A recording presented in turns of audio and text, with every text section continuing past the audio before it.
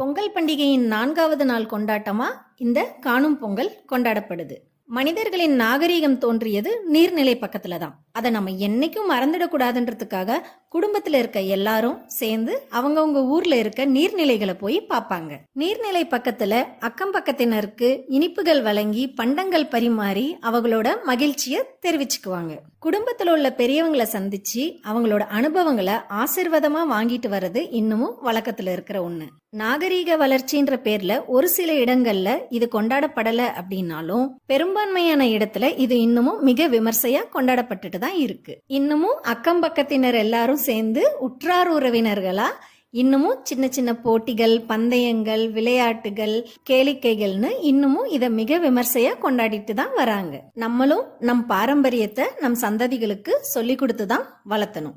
Modern கல்ச்சர்ன்ற பேர்ல நம்ம எதையும் மறக்கவும் கூடாது, விட்டு கொடுக்கவும் கூடாது.